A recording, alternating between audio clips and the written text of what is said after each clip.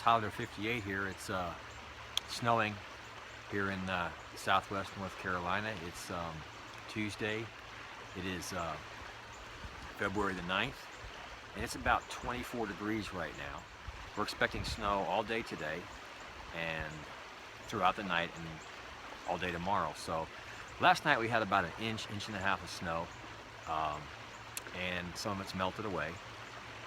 And I decided that I'm going to do an overnighter. But for full disclosure, I'll tell you, I'm not on the trail. I haven't been able to get out this week to get on the trail. I do have some obligations. I work part-time at a camp resort that I'm staying at, the same one that we had the flood on last month. So this is the Valley River behind me, and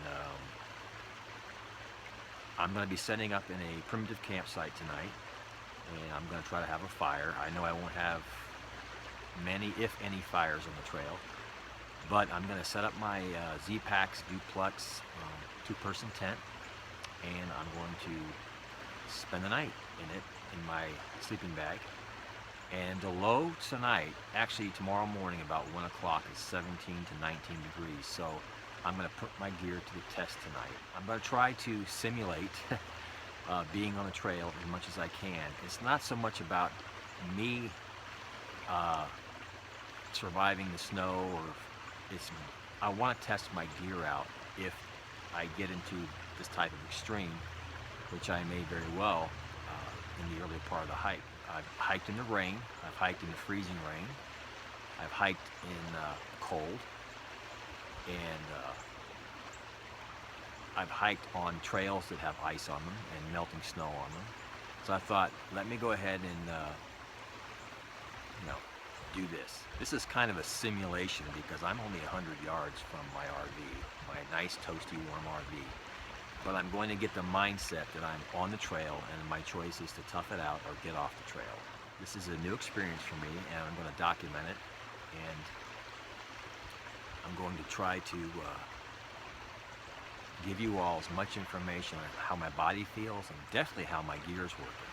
It's getting close, folks, and I'm excited.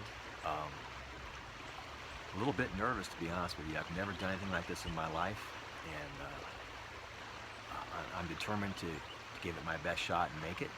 So thanks everyone for joining me on this snowy February day in southwest North Carolina, and let's go get cold.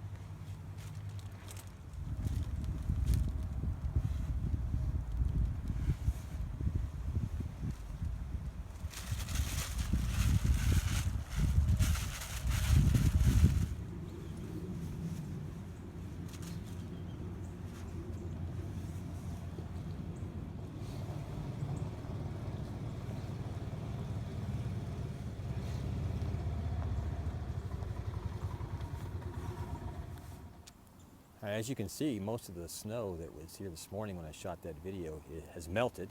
The sun came out and melted it. It is snowing again right now.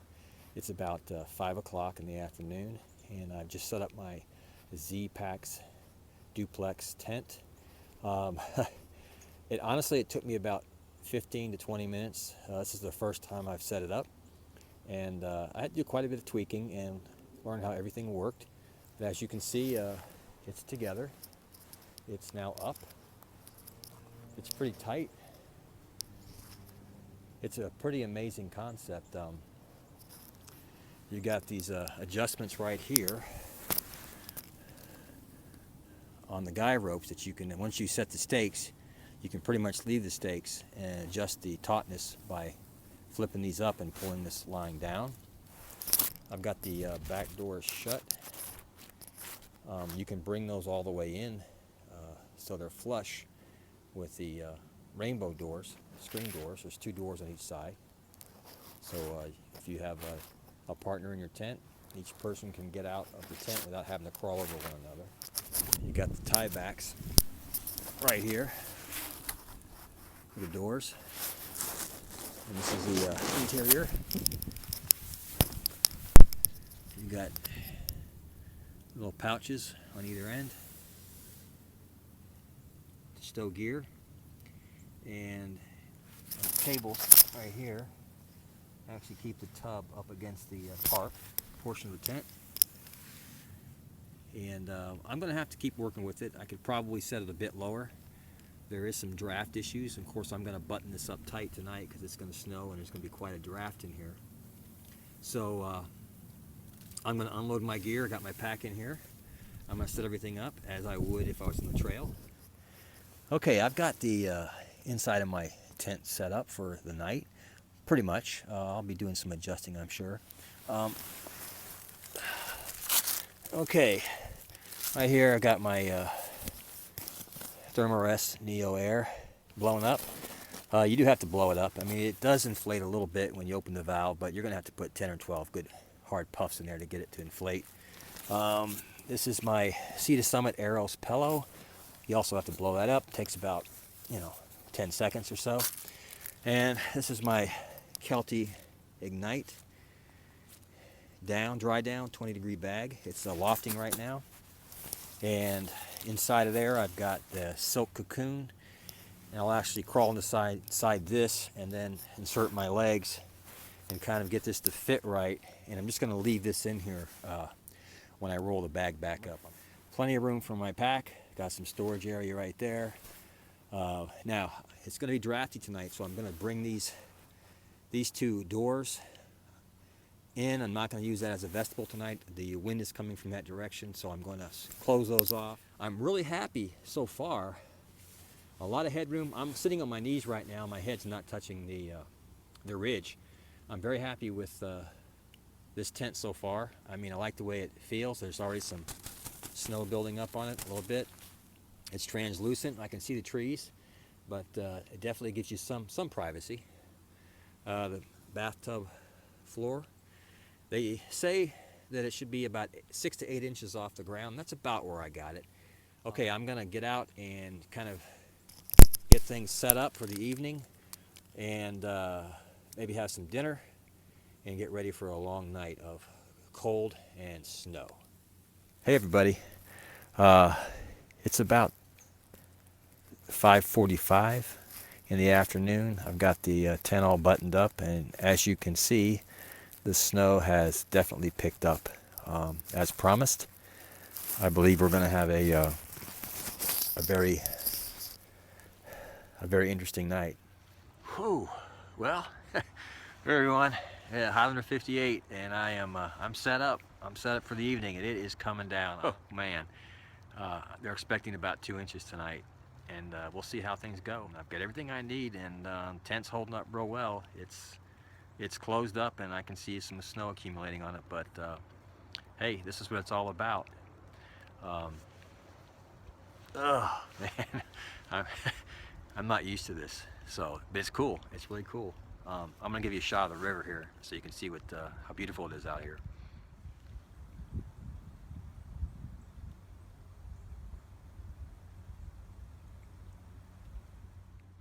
All right, so I'm gonna settle in for the evening. It'll be dark in about an hour and a half. Probably cook some food. I can actually use my stove in that vestibule, my alcohol stove. So I'm gonna cook up some water for some hot coffee, and I'm gonna make myself a meal, and I'm gonna settle in for the evening, and I'm excited about this. I am freezing right now. I should put my gloves and my hood on, but I'm like a kid in a candy store. I love the snow. I just don't know how I'm going to do tonight, but I'm ready. I'm ready to do this. So I'm sure I'm going to be waking up a lot tonight. I'm not used to sleeping in the snow, and I'm not used to sleeping on this sleeping bag or this pad. So when I wake up, I'll check my watch and I'll give you an update. Hey everyone, It's 6:35. It's still snowing, as you can see. I'm not real cold, not really. Um, it's dry. I don't know. It's a different kind of cold. It's not that wet cold we've been getting. Um, I'm having a great time. My lips are a little cold. I'm having trouble talking, but I like campfires, so I started one up, but I'm not sure how well it's going to do in the snow. But you know, we'll see. This may be the last campfire I have for 6 months, because I'm not going to plan on having any on the AT. So what I'm wearing right now is I got a thermal base layer. I've got hiking pants. I have, and I just have my down jacket over my thermal layer. That's it. I got my beanie on, and I've got some gloves on, wool gloves, silk inserts, and I'm pretty comfortable. Got my Moab boots, Merrell Moab ventilators on, and some darn tough socks. And right now, I'm pretty warm. I know it's in the low 30s, and it's dropping as we speak. You know, in viewing a lot of the AT thru-hike videos, I've noticed that a lot of people will carry items with them, little tokens that someone has given them, a loved one or a friend, to take with them as inspiration or good luck while they hike the trail. And I want to tell you a story, since I have the time. My mother sent me 2 items that I had never seen in my life, and the story behind them I never knew. My grandfather was a good Irish Catholic. His last name was O'Donnell. Back in the 30s and in the 40s, he was a truck driver. He was also a veteran of World War II in the Navy. And being a good Catholic, Irish Catholic, he carried a St. Christopher medallion and a rosary with him while he drove trucks. So when I received these in the mail, I inquired, asked my mom, you know, what's the story behind these? The story is interesting and timely for me, because I had actually thought about receiving something from somebody in my family to carry with me on the trail. And my mom told me that after she had 4 children, myself and 3 siblings, I'm the second born, her father gave her these 2 items and said, give these to one of your children one day. And this was back in the early 60s, when I was, you know, 3, 4, 5 years old. I didn't know anything about this or this part of my grandfather's life. So 50-some years later, I'm being made aware of the story. My grandfather told my mother to give this to one of her children. And she said, I have 4 children, which one do I give it to? And he looked at her and said, you'll know which one to give it to. Give it to the wanderer, the unfettered traveler of your children. So this is back, and like I said, back in the 60s, and let's fast forward to about 2-3 weeks ago when I received these. My mom said that I was the one that should receive these. And I thought that was kind of cool and kind of interesting, because I am the traveler now, and ironically my name is Christopher, so it was kind of meant to be, I suppose. So I've taken those 2 items, the rosary and the St. Christopher medal, and I've wrapped them in a bag, and I've placed them in the bottom of my pack, and they will be with me on my journey. So I'm kind of taking my grandfather with me, and I miss him. He's been gone for over 30 years. So thanks, Mom, and they're safe, and they will make it through the journey, and I will keep them forever, and I will probably pass those on to one of my children or one of my grandchildren, so they will be in the family for a long, long time. So that's my story. Pretty cool, I think. Hey everyone, Okay, I'm inside my tent. I have got my alcohol stove going here, and gonna try to keep from burning down my tent. Let's see how this works out.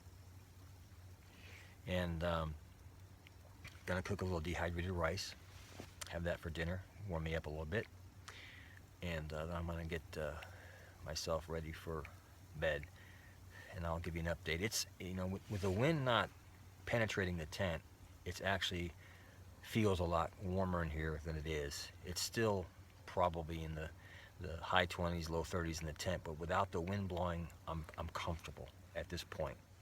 So let me show you what I've got going as far as my cook setup, and I'll get back with you in a few minutes. Okay, I got the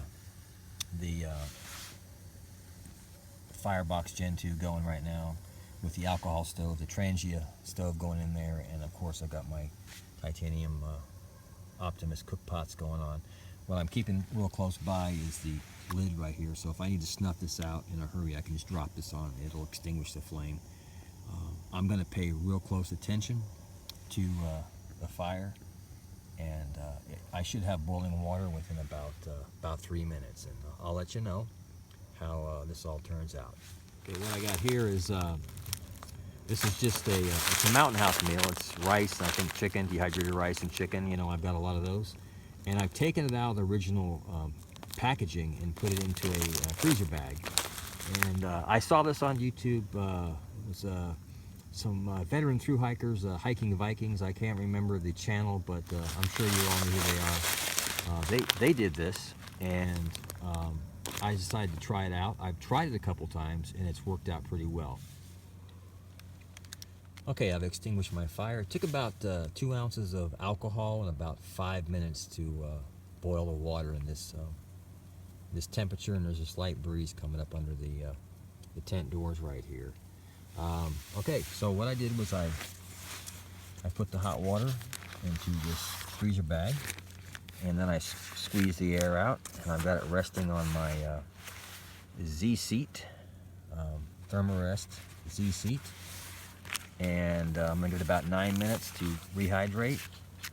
I'm going to eat it right out of the bag, and I'm going to use the bag as a trash bag. So this is an alternative to carrying the Mountain House or the dehydrated packaging that is bulky. You just put it in a Ziploc bag, seal it up, and so far I've done this a couple of times with potatoes, with some of the pasta, and definitely some of the Mountain House meals, and so far I haven't had any of them leak. So give it a try. Well, hello everyone. I'm in the tent. I've had a nice meal. I've had some water, and I'm now in my sleeping bag. It's very cold outside. It's cold inside too, but I am in my thermals, the heavy-duty thermals, my wool socks, my balaclava, and I have my fleece on. It's that cold. It's not snowing right now, but it's the wind picked up. So it took a little while to get situated in this, you know, on the pad, in the sleeping bag, in the cocoon, you know, the whole bit. I have my down jacket and my hiking pants under my sleeping bag. Try to keep those warm in case I have to get up in the middle of the night. I'm beginning to get warm in the bag. It's pretty cold right now. It's like I said, it's in the low 20s, and it's going to go to 19 degrees before sunrise. So I'm going to concentrate on getting warm, getting some sleep, hopefully. And the tent is fine. There's no snow inside. There's a little bit of a draft, and I don't really know how to prevent that based on the design of the tent. I'm going to look for some tips on maybe doing some modifications on that, but it's dry, and it's relatively warm compared to what's outside. It breaks the wind well. It's holding up real well in the wind, and if I wake up in the middle of the night, I'll turn the camera and let you know how I'm doing. So thanks for coming along on this overnight winter gear checkout, and I'm glad I did it because I needed to, because I needed to see how to set the tent up and to prepare my sleep system for this type of weather.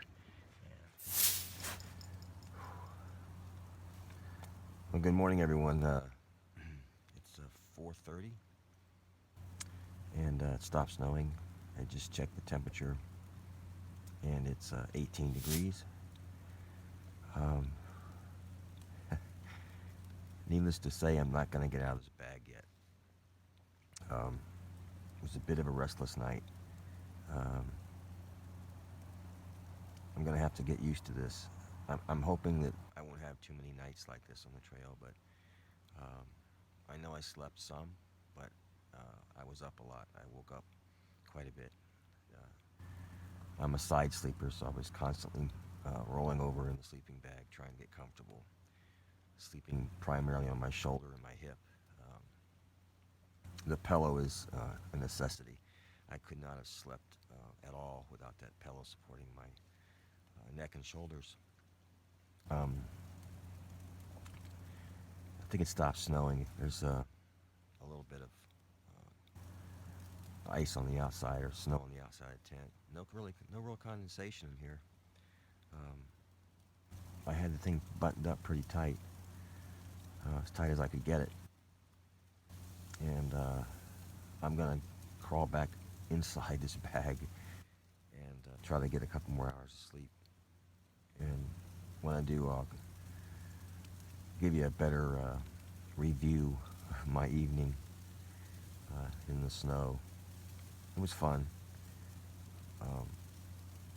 but I didn't get much sleep. Anyway, I'm gonna go back to sleep. I'll catch up with you in a little while.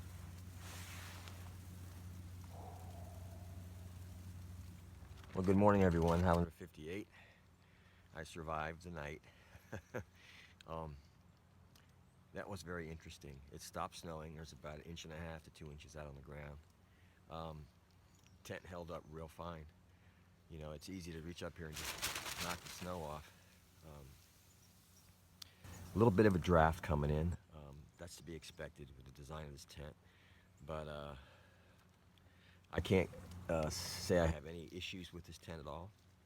And very durable, lightweight, withstood the wind. There were some pretty good breezes that came through, and it no problems at all. I have nothing negative to say about this Z-Pack's tent. I just have to set it up some more so I get used to setting it up quicker. Okay, sleep system. The pad, sleeping pad, the Thermarest, held up real well. It didn't leak, it didn't deflate. I'm gonna blow it up a little bit more firm next time. It was a little soft. Sleeping bag, I think I pushed it to its max. It dropped down to 18 degrees this morning, and I had the cocoon in there. I'm assuming that gave me a few more degrees of warmth. I'm not sure. I have no way to judge that except maybe not use it. The bag is roomy, but with the cocoon in there, it's a bit constricting. So I'm not used to that. A little claustrophobic in there, but it's warm. I was warm. My feet were finally warmed up when I had the smart wool socks on, and I ended up having to put my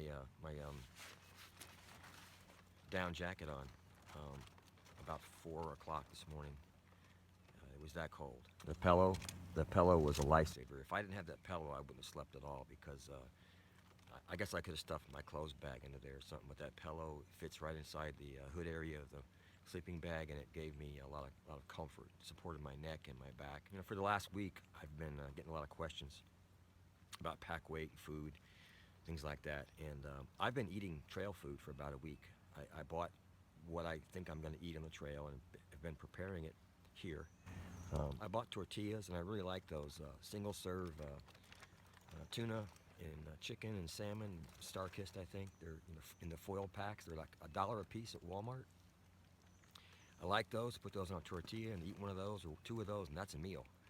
I got the peanut butter, the small peanut butter cups. I've got, of course, the Mountain House, beef jerky, trail mix. Those Idaho instant mashed potatoes. Kind of liking those. I tried those. There's like 5 different flavors and varieties. easy to make, a lot of calories, a lot of potassium. I packed 5 days of food, those items that I was trying out, and my food bag weighed about 5.5 pounds. When I went 7 days of food, it brought the weight up to about 7.5 pounds. So I'm probably going to stick with around 5 days worth of food on the trail. I think that's plenty. I'm going to have a light breakfast in the morning of oatmeal or a Pop-Tart and a cup of coffee. Don't really want to cook in the morning. And then I'm going to have food like trail mix, beef jerky, and things like that in my hip belt pouches, so I can snack and hike all day. And then at night I'll have my main meal, which will be, again, a tortilla wrap. There's a lot of great meals you can make without cooking, and I've discovered those. And I want to cook as little as possible, especially when it's cold in the winter. So other than that, everything was great last night. I survived it. I could have quit and walked 100 yards back to my camper, but I didn't. I toughed it out. I kept saying, "You're on the trail. You're on the trail. You're on the trail." So it's interesting. So I've got to pack everything up and put it back in my pack, break my tent down, pack it up, and then I've got to, I'm gonna have to dry it out. Of course, my sleeping bag didn't get wet at all. It's fine. I'm gonna just air it out a bit. The big question people ask me is, what is my trail weight as of, say, today? And I'll answer that by saying my trail weight, my total pack weight, water, food, and everything I'm taking ranges between 24 and 28 pounds. And it's 28 pounds if I pack 7 days of food. It's about 26 to 26 and a half with 5 days of food. Now, that's not ultra light by any stretch of the imagination, but it works for me. It's comfortable. I have everything I need to be safe and to be comfortable. Will that weight change? Will I lessen that weight? Probably. I don't know yet. I don't know if I'll send anything home yet. I may. It just depends on what works for me and where I'm at when I make that decision. So, thanks for coming along on this cold winter gear checkout, camp out. I enjoyed it. I don't know how people live in this stuff, but they do. And, this Florida boy can survive. I will try to get another pre-hike done before I go. And if not, I will see everyone on the trail in about 18 days. Take care, folks, and thanks for your support.